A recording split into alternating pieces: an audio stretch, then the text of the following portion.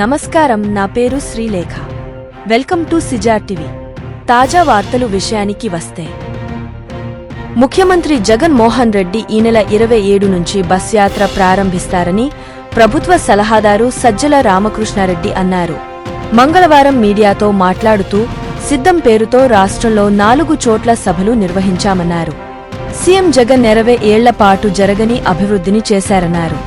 మేనిఫెస్టోలో 99% హామీలు నెరవేర్చేశామని చెప్పుకొచ్చారు.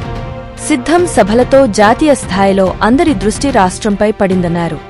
దానికి కొనసాగింపుగా మేము సిద్ధం, మా బూత్ సిద్ధం అని కార్యకర్తలు ప్రకటించారని తెలిపారు.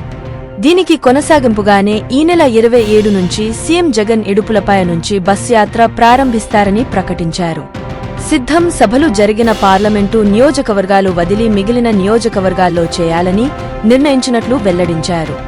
నోటిఫికేషన్ వచ్చే నాటికి బస్ యాత్ర అంటే ఏప్రిల్ 18 నాటికి బస్ యాత్ర ముగుస్తుందన్నారు. సీఎం బస్ యాత్ర జరిగినంత కాలం పండుగలకు, సెలవుల్లో కూడా అక్కడే ఉంటారన్నారు. 27 ఉదయం ఇడుపులపాయలో మాజీ ముఖ్యమంత్రి రాజశేఖర్ రెడ్డి సమాధి వద్ద నివాళి చేసి యాత్రకు బయలుదేరుతారని సజ్జల రామకృష్ణారెడ్డి వెల్లడించారు. మరొక తాజా వార్తలతో మీ ముందుకు మళ్లీ వస్తాను. అంతవరకు సెలవు. సిజేఆర్ టీవీని సబ్స్క్రైబ్ చేయండి. ఈ వీడియోను లైక్ చేయడం మరియు షేర్ చేయడం మర్చిపోవద్దు.